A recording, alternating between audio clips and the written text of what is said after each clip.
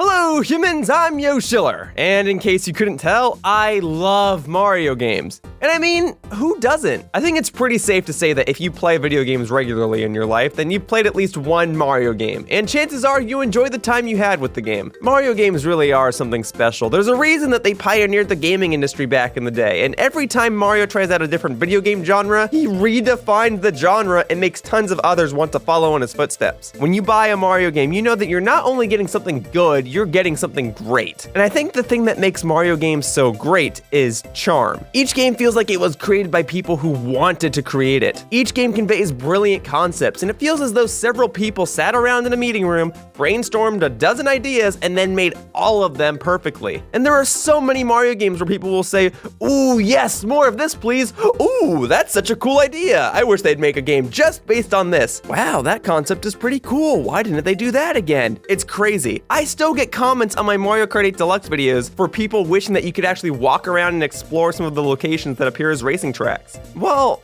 in some cases, you can do that. You can do that in the Mario role-playing games, and nowhere is charm more present in a Mario game than in the role-playing genre. The Mario RPGs are absolutely phenomenal. Not only are they wonderful Mario games, but they are spectacular role-playing games as well. They explore the universe of the Mario franchise, and they expand upon some of the ideas that were set in other games, and they totally make use of the genre. But I believe that the reason they are so appealing is because they are grandiose. Yeah, it turns out if you take a cool concept and add a cool story to it, you'll get something with widespread critical acclaim. Who'da thunk it? Starting with Super Mario RPG back on the Super Nintendo, Nintendo and Square Enix developed a game that showed that they weren't afraid to tell dark stories with Mario, and they weren't afraid to put their iconic red hero into new territories. And the game also fleshed out already existing characters and locations. Suffice to say, it was a fresh take on some of gaming's most beloved characters, and it was cool to actually see some characterization for these characters. Unfortunately, a sequel to Super Mario RPG was never released, but that's not so bad since we got two new series as a result, the Paper Mario series and the Mario and Luigi series. And much like Super Mario RPG, these games carried the grandiose nature of a story-based Mario game, and they continued to flesh out ideas and develop returning and fresh characters alike. They reinvented the quirky battle mechanics that Super Mario RPG introduced, and they made sure that they were still RPGs at heart. For the sake of today's video, I want to focus on the Mario and Luigi series. I think plenty of other content creators out there have already given their take on the Paper Mario series, but I don't see or hear nearly as many people discuss the Mario and Luigi series. I absolutely love the Mario and Luigi games, though there is a bit of a problem that I want to address. But hey, if you're thinking that this video is going to be some sort of rant video or negative review of the series, then I'm sorry, you're watching the wrong video, because I'll say it up front, I don't think that there is a bad Mario and Luigi game. Of the, technically 7, that have been released, I think they're all great in their own right. But within the past 3, 4, maybe 5 years or so, the presentation of the series changed. They no longer feel grandiose. They no longer feel charming. Why is that? When the first two Mario and Luigi games were released, people were still understanding what exactly this game franchise was. They were fun games with lots of color, humor, and charm, and once players saw exactly how the battle system worked and what exactly the games wanted to be, fans said, "Oh," and they were hooked. And some fans may argue which Mario and Luigi game was better, the first one or the second one, but nobody would tell you that either one was bad. They were both just experimenting with their ideas and hardware, and they brought a lot of people, including myself, into the role-playing game genre. But the important thing was that these two games were successful. People enjoyed playing them. Man, back in the day when a Mario and Luigi title was announced, it was a big deal. I remember when Mario and Luigi Bowser's Inside Story was announced, people lost their mind. And this was before we even got the English title for the game. For a while, people just referred to it by its Japanese title, Mario and Luigi RPG 3. People were digging for trailers and gameplay clips and commercials. It was crazy, and I remember being a part of that craze too. I even went ahead and bought the Japanese version of the game because I was so excited and I didn't want to wait several months for the North American release. In particular, the game followed the trails of the two Mario and Luigi games that came before it. Those games were fun, and they established the playstyle and rules that the later titles would have to follow. Or did they? Mario and Luigi 3 showed that they were ready to break a few of these rules and create something that hadn't been done in Mario games prior. Not only were you playing a story-based Mario game in which the main character was actually Bowser, but you were also playing a Mario game with a returning villain and a continuing story arc. Think about it. Continuity in a Mario game. I'm not just talking about Easter eggs or background characters that make a cameo. I'm talking about a continuing story arc. For those that don't know what I'm talking about, each Mario game is generally pretty isolated. You can typically play any Mario game without any sort of knowledge or prior experience of any other Mario game. That's why they have such a wide appeal. But there was a villain in the first Mario and Luigi game that went by the name of Cackletta, and she had a sidekick named Fawful.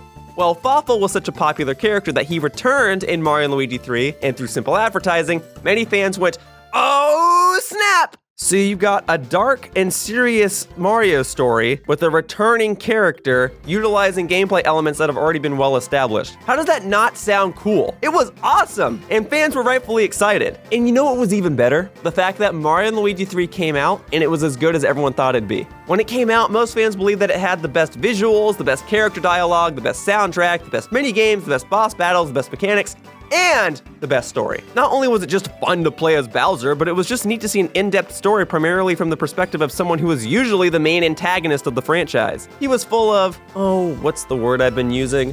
Oh yeah, charm. This whole game, whether it be in the story design or gameplay department, felt full of charm. Again, it just feels as though a bunch of developers just had a bunch of creative ideas and just threw them all into the game. And it worked. Bowser's Inside Story is so good, the game is so great, and waiting for the game was pretty fun too. And I think that just goes to show how popular and well-received the Mario & Luigi games were back in the day. But in today's day and age, they kind of feel like budget titles. Why? These are Mario games. Mario games aren't supposed to be budget titles, at least not all the time. These are games that explore the worlds and characters of Nintendo's biggest franchise. Why would Nintendo just push that to the side like it's a generic third-party title? Well, before I can start dissecting that question, let's examine the more recent years of this titular Nintendo duo in their iconic RPG series. Mario & Luigi Dream Team followed up Bowser's Inside Story as the fourth entry in the series, and it was pretty well received. And I remember there being quite a bit of hype for the game too. To this day, many may argue that this game has, at the very least, the best soundtrack of the bunch, but I don't know how many people would argue that it's the best game in the series overall. Still,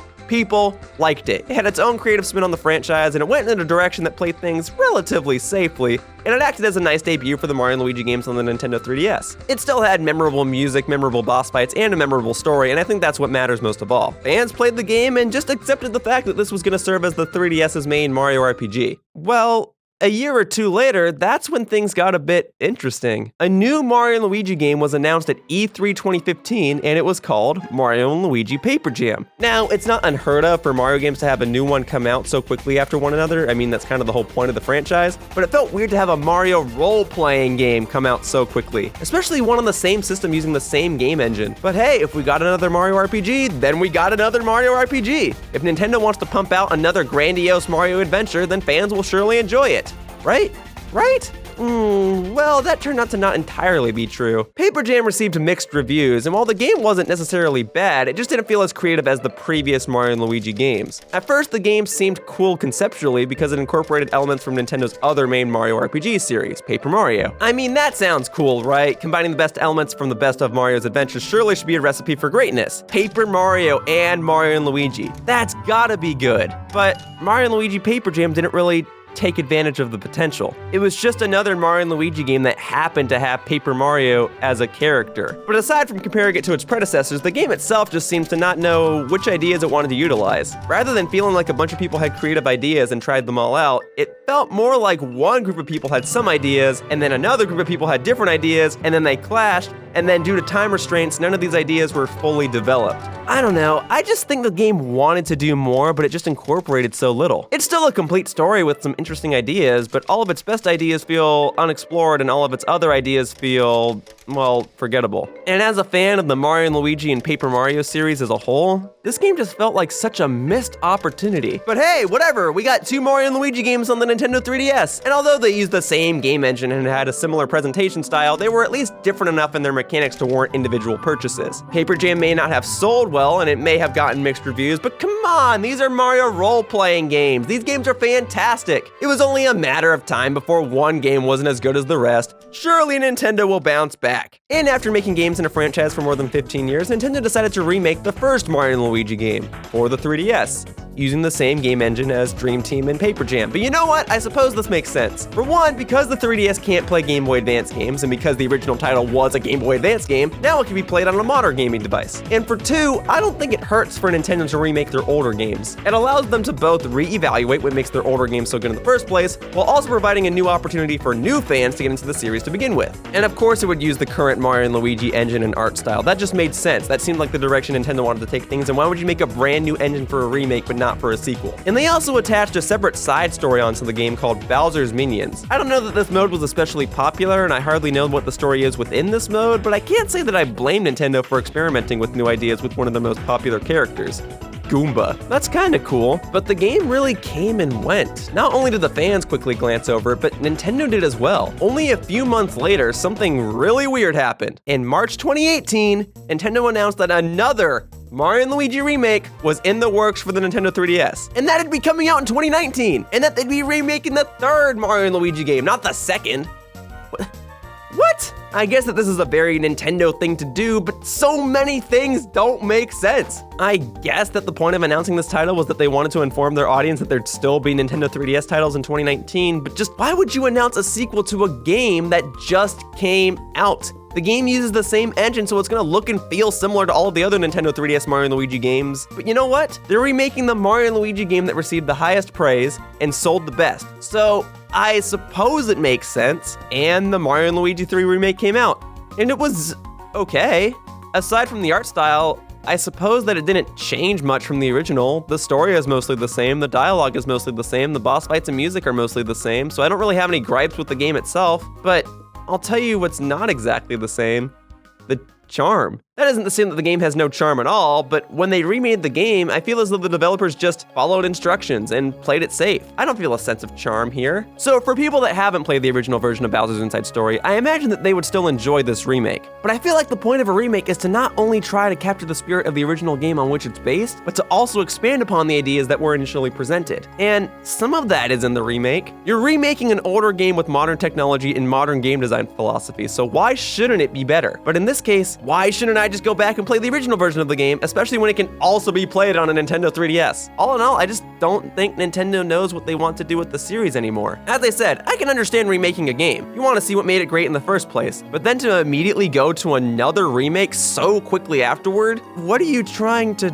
do exactly? And if you're remaking what many would consider to be the best Mario & Luigi game, or even the best Mario RPG, then you should treat it as such. Nintendo treats other remakes like they're a big deal, so why not the Mario & Luigi games? In a weird way, Nintendo gave us more content. They gave us more Mario & Luigi games, and yet we stopped wanting it because in such a short amount of time, they somehow already oversaturated their own series. Yes, we have 4 Mario & Luigi games on the same game system, but because they all use the same game engine, they all look the same. Sure, they all play similarly, that's to be expected of games that are part of the same series, but think about this. At this point in time, if I'm new and I bought a 3DS, why should I buy one Mario & Luigi game over another? Because I prefer dream mechanics over paper mechanics? Ideally, I'd imagine that Nintendo would want me to get all 4, but why would I? They're so similar at this point that once I've played one, haven't I technically played them all? Yes, I know you can make the same case for a lot of other franchises out there, but that's the problem! The Mario & Luigi series isn't supposed to be a lot of other franchises. It's supposed to be the grandiose adventures of Nintendo's biggest icon. Or icons, because Luigi's there too. And hey, with the success of the Nintendo Switch, maybe the next Mario & Luigi game is right around the corner and it's gonna be this grand HD adventure.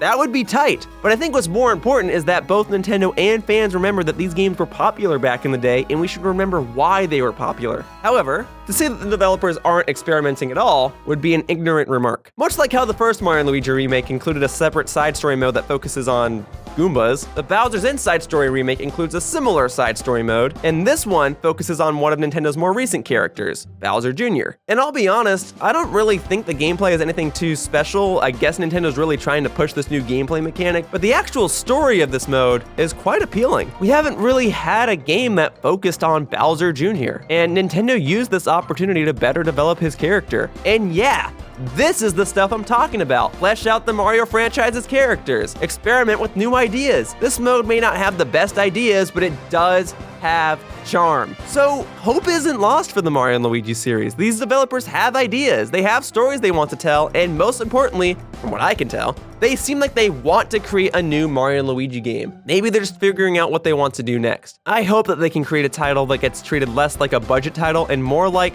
a Mario game. Mario & Luigi games have been released quite rapidly as of late, and Nintendo may want to keep releasing them at this pace, but regardless of whether or not Nintendo wants the next game to be another remake or something new, I can only hope that the next Mario & Luigi game is a grandiose adventure full of charm.